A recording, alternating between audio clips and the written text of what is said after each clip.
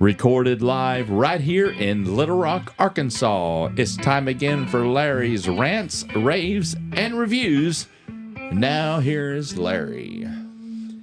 Folks, this is an exciting episode. We have a very special guest, EnRico Ravenna.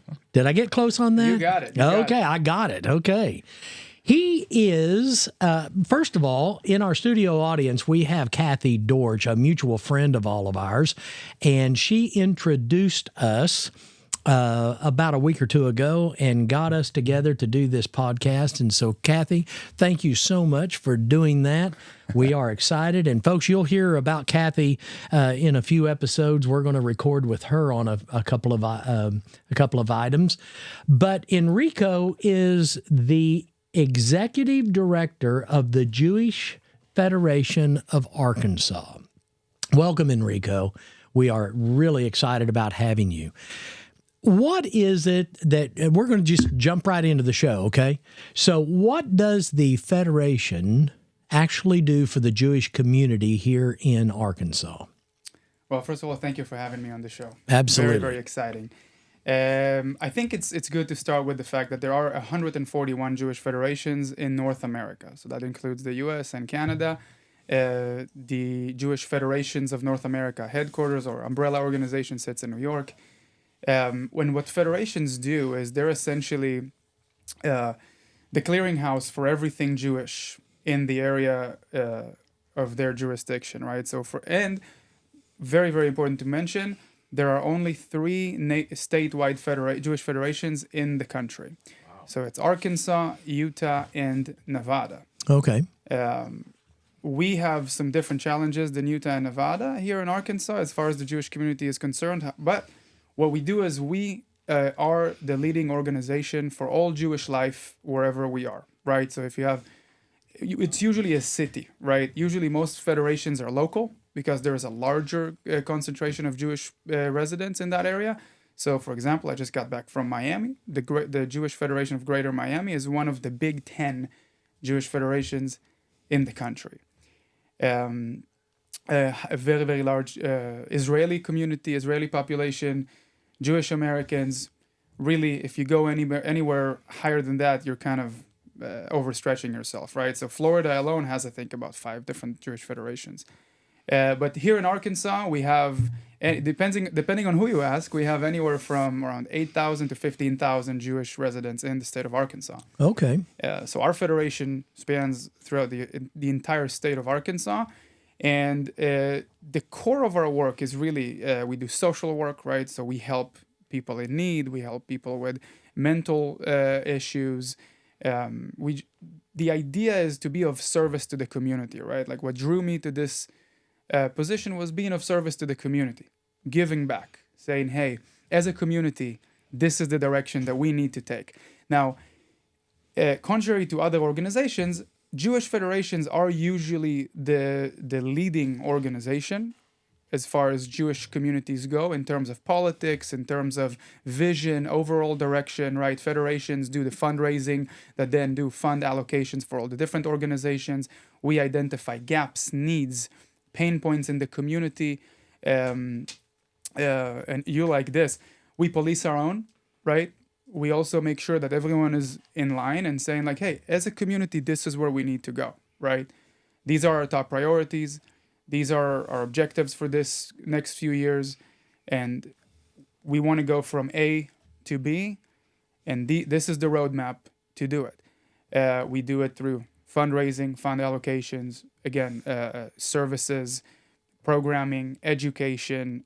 We're the ones, obviously shaking hands and meeting with politicians and understanding how the Jewish community can be better for the overall community. Because at the end of the day, we're Americans too. That's right. So that's kind of like the general overview of what the Jewish federations do. Okay. They are that umbrella organization that then everything streams down from them. Okay. Do you have just the one office in central Arkansas, or do you have branch offices throughout Arkansas? So our main office is here in Little Rock. Okay. However, we do have staff members in Northwest Arkansas. So we basically, I split my time between here and there. Well, not really split my time. I guess I drive up to Northwest Arkansas once a month. We have a lot of programming up there.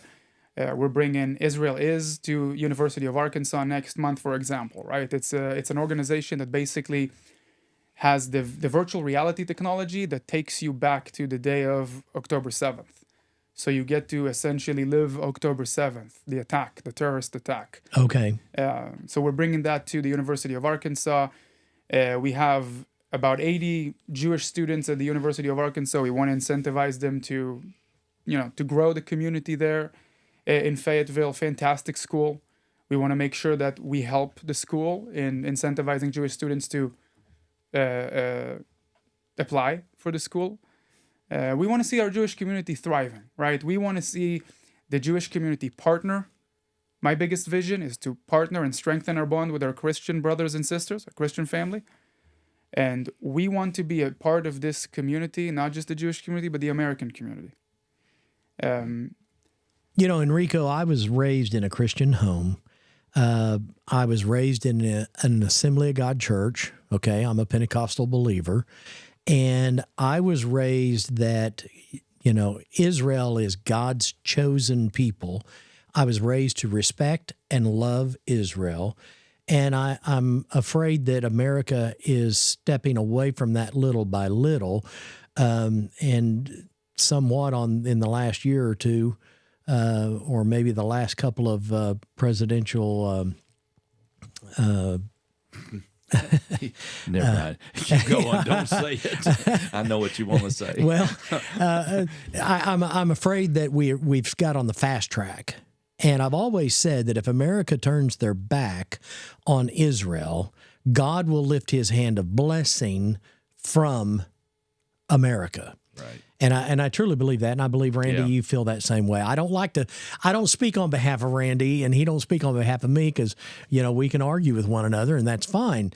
But I think on that particular note, I think we're right there. Mm-hmm. So there's probably this happy balance between, I think I'm hearing, you're wanting to help the Jewish community stand strong and hang on to their Jewish roots while embracing the American lifestyle and our roots. Is that fair? 100%. Okay. 100%. I mean, look,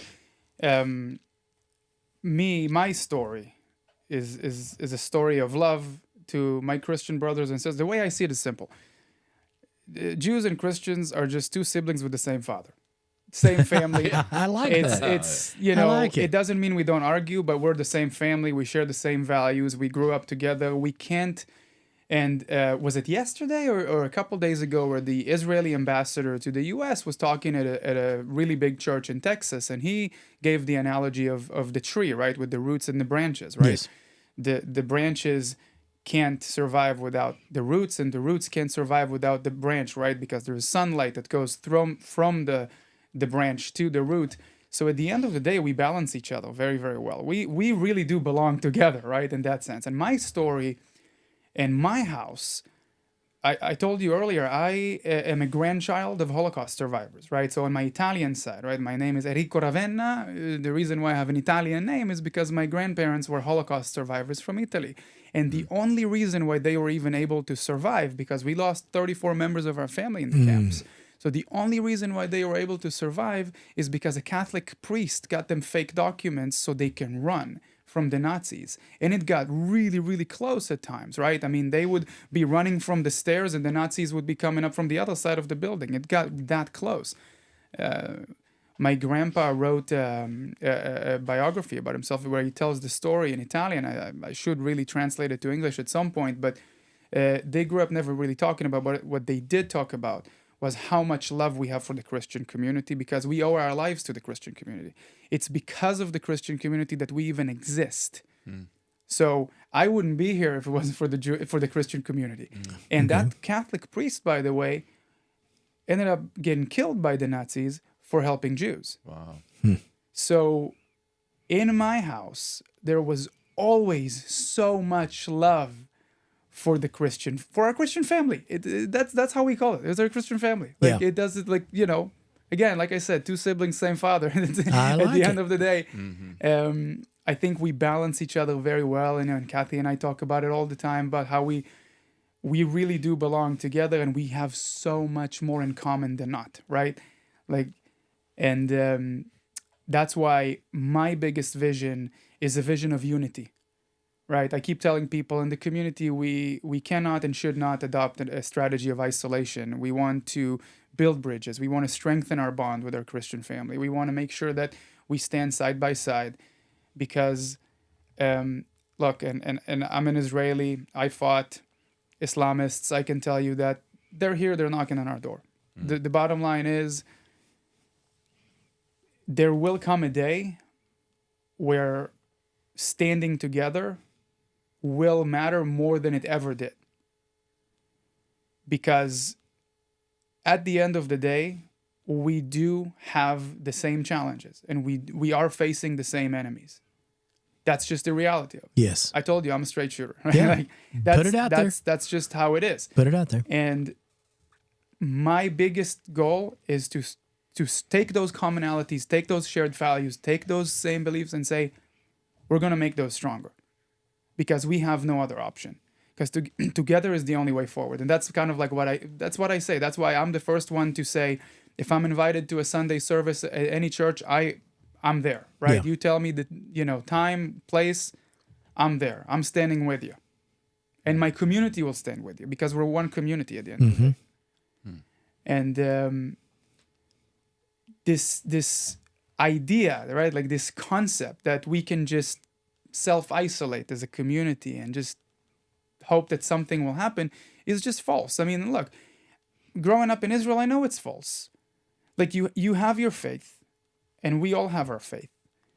But at the end of the day, we say it in Hebrew. We say, well, I'll say it in Hebrew, then I'll say it in English.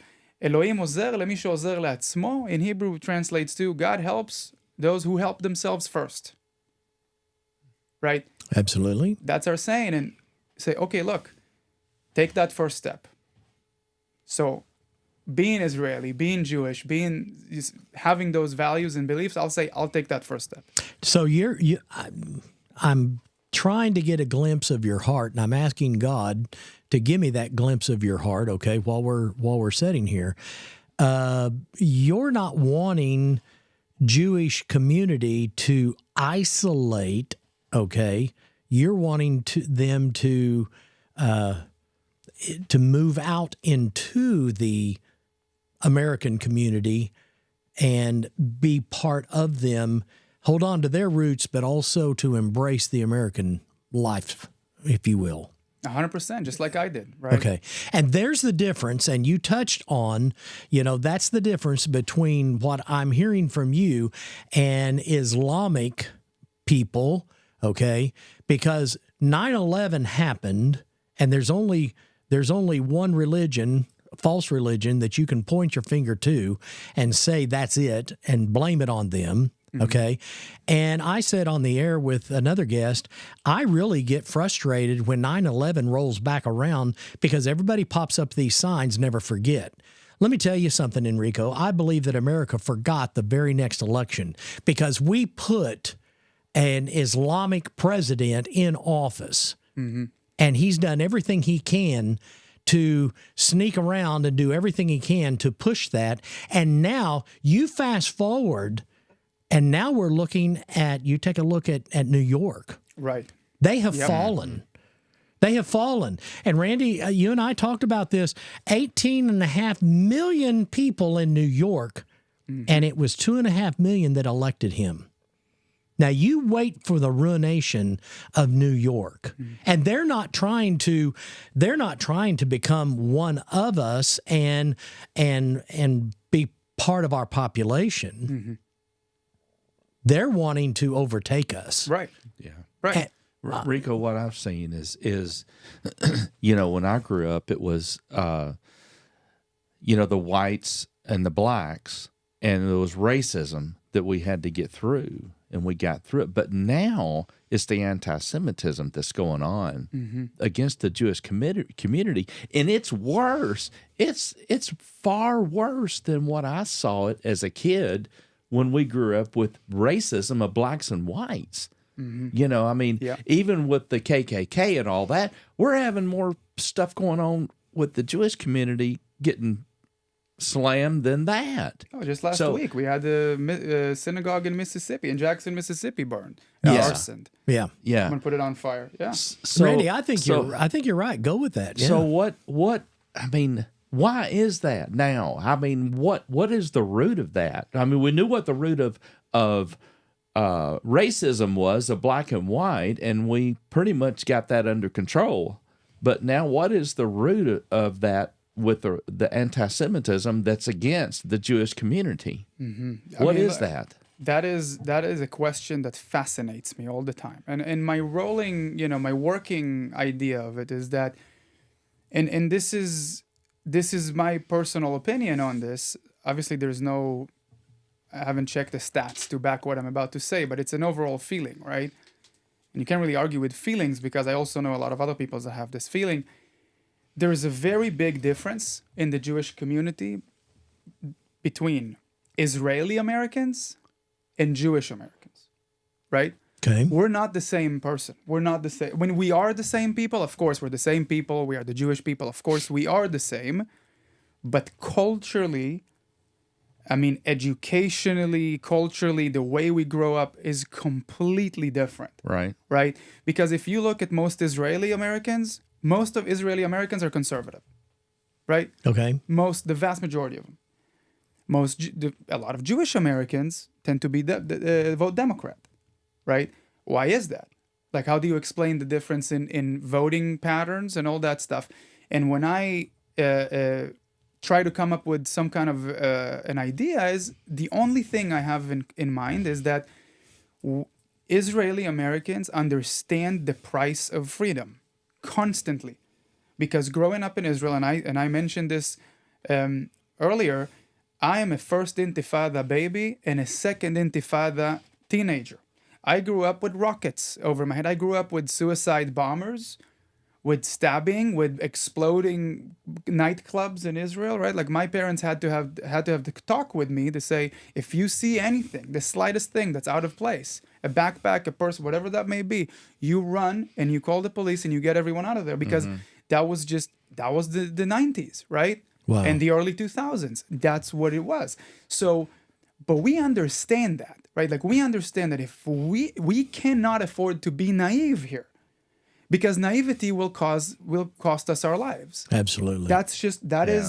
There's a term in Israel, we call it suicidal empathy, right? Like, we want to have empathy because humanity is humanity and we want to lead with empathy, but we cannot allow we cannot transition into suicidal empathy, right? Like, we're so empathetic that we're basically hurting ourselves in that sense, right? I'll give you the Mamdani example, right?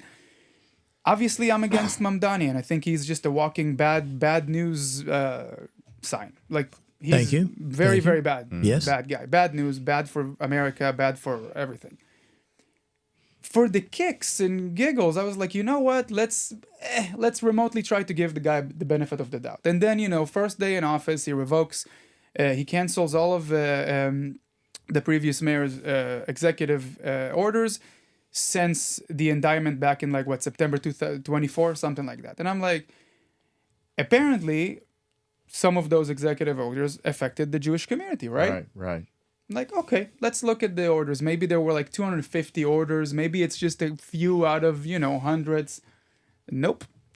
There were 9. There were 9 executive orders. 2 of them are about Jewish people, are about the Jewish community in New York. That's not a coincidence, and that's a very bad luck. So even when I try to give the guy the benefit of the doubt, you understand. And look, in Israel, when we have those backdoor conversations, we talk about his teachers, his mentors. There is this concept in Islam that's called taqiyya, right? Taqiyya means that basically, in order to spread Islam and Sharia law and all of that, you have to first assimilate and convince the people of a community that you are for them and that you're like them, right? I am convinced that Mamdani is practicing taqiyya. I am convinced that he's just plain pretend to spread radical Islam. Right. Right? And this doesn't mean that I am against all Muslim people. Absolutely not. I want to clarify that. I have Muslim friends. I have some Palestinian friends, but with common sense, right? Like people that understand those values and those concepts. What I'm against is Islamists, right? The radical Islam. That is a big, big, big problem because, like you said, and I absolutely agree with you, they do not assimilate. They do not share the same values, right? Because you can ask yourself, well, if you want Sharia law and if you want Islamic run government, why are you even here? Just stay in your own country. Thank you. Yes. Your own country is that. It is what you want, right? So then you ask yourself, well, but they don't want to go back to their countries, right? Like they want to come here. And then you see instances like England, right? Where 5 major cities in England have Muslim mayors. And suddenly you see these like modest police vehicles, right? And it goes out of control, right? And you think you have it under wraps, but you don't. Mm-hmm. The fact is you just don't. And this spread of radical Islam keeps getting faster and faster and faster until it is completely out of whack. And then what, right? So, and I'll say this, and I'll say this on air, I'll say this anywhere. My good friend Mike, Captain Michael Krause, was a captain of the Marine Corps. He asked me one question, and that's a question that changed the way I thought. He's like, well, as a Jew, would you rather live under a Christian government or Muslim government? That's a very simple question. And I said, you know what? I'll sign on the Christian government any day of the week. Sure. Because under a Christian government, I can be Jewish too. Mm-hmm. I can practice my Judaism. No one's chasing me down the street. No one's chanting globalize the Intifada. Most of these college kids don't even know what Intifada means. Intifada is a violent uprising. You want to spread, you want to globalize violence. And so and I worked on college campuses for years. I mean, I was spat on, I got called a Nazi. I got called, an occupier, a genocider, right? Like I was called a baby killer. And when you work on those college campuses, you realize we have a big problem on our hands. Because if these are tomorrow's leaders, we are in trouble, y'all. Mm-hmm. We're in trouble because, and I've worked on some really, really Ivy League fancy universities, Harvard, Columbia, UCLA, UC Berkeley. You go to those, Michigan is completely lost, right? Like at this point, Michigan State, all those, very, very high-end universities. And when you realize the level of intelligence that exists in those universities, I would never want to apply to any of them. I would never want to apply to Columbia. I would never want to apply to Harvard because I see the type of kids that they draw. I see the type of students that they have that don't even do their own research. Do you know? You go, I ask them straight up, you chant from the river to the sea. From the river to the sea. Which river, which sea? What are you talking about? Which river? Show me on a map which river and which sea. And when they start mumbling and they can't do it, I say, you shouldn't be a Columbia student. The last place in America that I would want to send a child that I actually cared about and love would be to college. Right. Because you see what happens to them. Because if they're not, you made a statement there, that's the type of person they're drawing. If that person is not drawn, that type of person, they're brainwashing them. Right. Yeah. They don't even know. They don't even know. Yeah. Look, we talked about policing our own, right? Even me, like I have Jewish families come to me, not just from Arkansas, from all over the country. They tell me, we don't know what to do. Our kids are anti-Israel. Jewish families. We don't know what to do. Our kids are anti-Israel. And then I start asking them, well, let's talk about what they've been exposed to, right? Sure.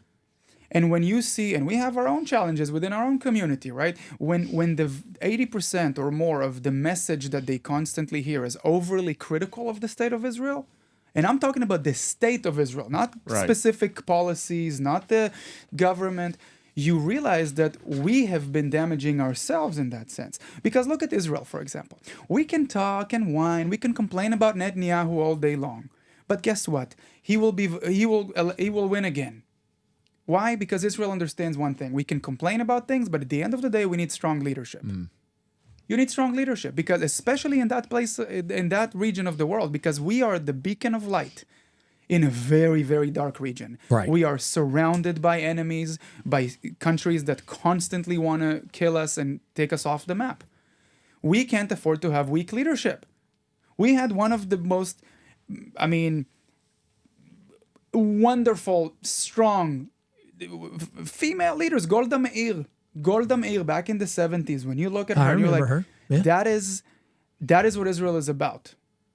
We don't care about, it doesn't matter if you're a male, female. Results matter. Results matter, because in Israel, if someone is incapable of completing their job, it means someone dies. That's what it means. It means someone dies. You have to be the best at what you do. And guess what? We have some of the best female combat soldiers in the world. Well, yeah. Because again, we understand what it means not to. When I joined the service, when I joined the Israeli Defense Forces when I was 18 years old, nobody had to convince me to go. In fact, I actually gave up being a cyclist. I was the Israeli champion in cycling twice. And basically the idea of, if you're really good at the sport that you do, they say, hey, because you're this talented and you're this great, you just keep doing that in the service. Now, my dad was a tank commander back in Lebanon in the 80s. His brother was in our version of like the Delta Force, right? Like the Delta guys. The guys who just went and took Maduro, yeah. So, my cousin was in our counterterrorism unit that operates in Judea and Samaria all the time. I looked at myself and said, there's absolutely no way I'm going to go be a combat soldier, because there's no way. I won't be able to look at myself in the mirror if I go and ride my bicycle in the IDF. So my dad actually didn't even talk to me for a year, because he invested so much in me in cycling that, it's hard to even think about it, because when I started my service, he was really disappointed in me. Even though I joined a special forces unit. He wanted me, because of their background, right? Like, your parents always want you to do better than they did, right? So obviously, my dad has the greatest heart. Like, he's the best guy I know. He didn't want to see his children fight, right? Now, we couldn't do it. We couldn't do it because I could not look at myself in the mirror. I would be ashamed of myself if I didn't go and serve. And that's what we talked about. When I got my American citizenship, the USCIS officer, one of the questions they ask you is if you'll be willing to serve, right? And I looked at him and started laughing. I said, I will race you and beat you to the bus. If America needs me, I'm the first guy. I'm the first guy on that bus. Wow. Let's go. Yeah. Let's go. Because I value and appreciate my freedoms here, my rights, my privileges. I call them privileges because I come from a country where I didn't have those privileges. I was surrounded by enemies. I grew up in the Gaza envelope, in the south of Israel. I'm a Southerner through and through, in the U.S. and in Israel, right? So I don't have the accent yet, though. Randy, I got to be honest with you. The thought just popped into my head. I don't know that we've had a guest with more passion than EnRico. Right.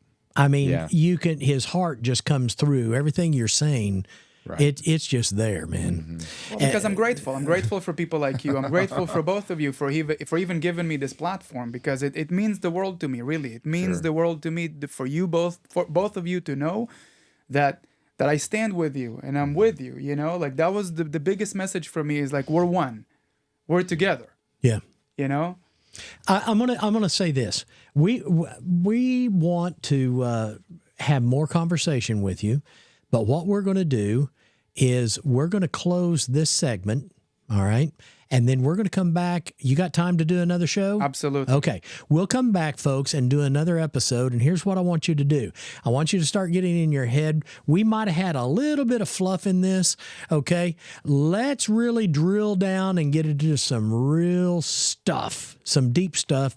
Next episode with you. Man, I got to tell you, I'm just excited as all get out for this. I want to hear what happened, after the October 7th incident and all that, and the history. We heard what happened here, but I want to hear what happened over there. I love it. All we hear was just news. Yeah, that's all we got, and that's through our liberal communist media. Most of them so, even the good ones are sometimes not right. I mean, look, the Israeli left kind of almost disappeared Yeah. after October 7th. Yeah. Next Folks, week, you've folks. got to come back for next episode. We're going to turn Enrico loose and we're going to let the dog hunt, as the old saying goes. We are going to let him go with it, okay? So come back and see us next episode. We'll see you. Have a great day.